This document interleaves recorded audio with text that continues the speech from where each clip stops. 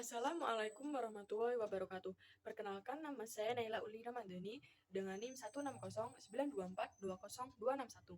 Saya dari kelas reguler E, Prodi S1 Keperawatan. Di sini saya akan memaparkan materi mengenai kedudukan bahasa Indonesia sebagai bahasa nasional dan bahasa negara. Yang pertama, kita harus tahu pengertian bahasa. Bahasa adalah sistem komunikasi manusia yang dinyatakan melalui susunan suara atau ungkapan tulis yang terstruktur untuk membentuk sesuatu yang lebih besar seperti morfem, kata, dan kalimat. Menurut Kamus Besar Bahasa Indonesia, bahasa adalah sistem lambang bunyi yang digunakan oleh masyarakat untuk bekerja sama, berinteraksi, dan mengidentifikasi diri. Oleh karena itu, bahasa bisa disebut juga sebagai salah satu sistem komunikasi yang digunakan oleh masyarakat dalam kehidupan sehari-hari. Selanjutnya, yang pertama ada kedudukan bahasa Indonesia sebagai bahasa negara. Kedudukan bahasa Indonesia sebagai bahasa negara diatur secara jelas dalam Konstitusi Republik Indonesia, tepatnya dalam pasal 36 Undang-Undang Dasar 1945 yang menyatakan bahwa bahasa negara ialah bahasa Indonesia. Pengakuan ini memberikan dasar yuridis bagi penggunaan bahasa Indonesia dalam berbagai aspek kehidupan berbangsa dan bernegara. Yang kedua ada kedudukan bahasa Indonesia sebagai bahasa nasional.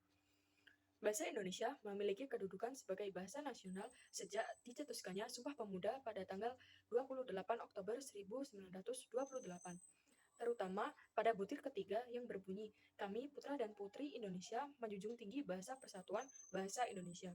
Kedudukan ini dimungkinkan oleh kenyataan bahwa bahasa Melayu yang mendasari bahasa Indonesia. Selanjutnya ada peran bahasa Indonesia dalam kehidupan sosial dan kenegaraan.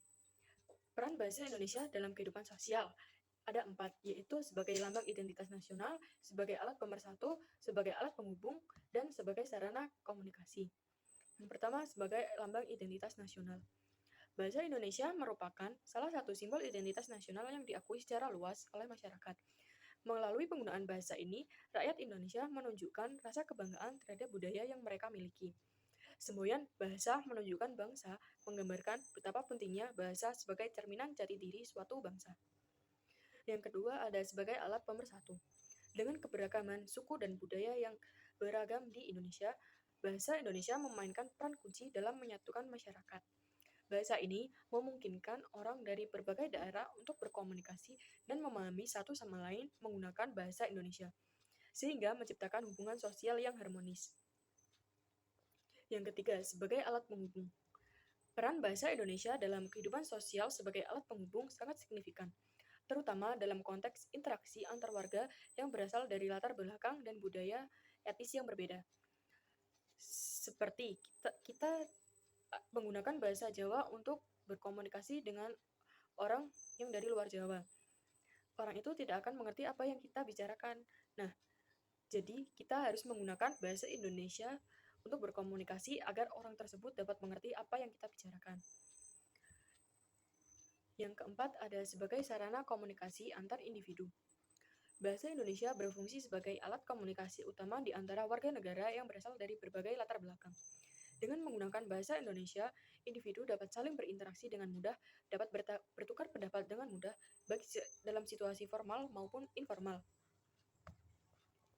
Selanjutnya ada peran bahasa Indonesia dalam kehidupan kenegaraan. Peran bahasa Indonesia dalam kehidupan kenegaraan juga ada 4, yaitu sebagai bahasa resmi kenegaraan, bahasa pengantar di lembaga pendidikan, bahasa penghubung dalam pembangunan nasional, dan juga ada bahasa pengantar dalam pengembangan iptek.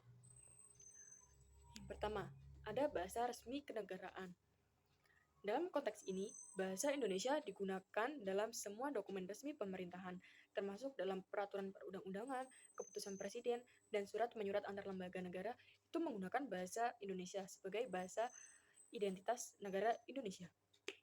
Yang kedua ada bahasa pengantar di lembaga pendidikan. Bahasa Indonesia berfungsi sebagai bahasa pengantar di semua jenjang pendidikan, mulai dari taman kanak-kanak hingga perguruan tinggi. Hal ini memastikan agar siswa-siswa dari berbagai latar belakang bahasa dapat berkomunikasi dengan efektif menggunakan bahasa yang sama, yaitu bahasa Indonesia. Yang ketiga ada bahasa penghubung dalam pembangunan nasional.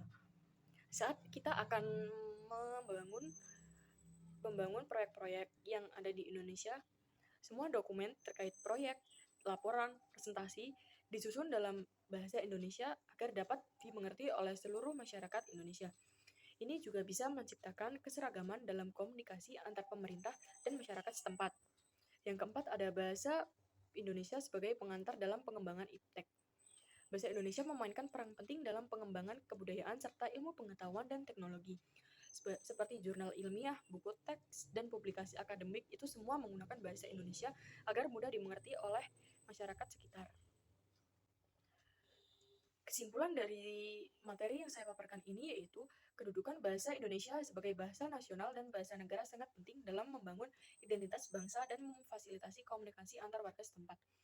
Dengan peran-peran tersebut, bahasa Indonesia tidak hanya menjadi alat komunikasi, tetapi bahasa Indonesia juga menjadi simbol persatuan dan kebangsaan nasional bagi seluruh rakyat Indonesia. Demikian materi yang dapat saya sampaikan. Jika ada kesalahan kata, mohon maaf. Wassalamualaikum warahmatullahi wabarakatuh.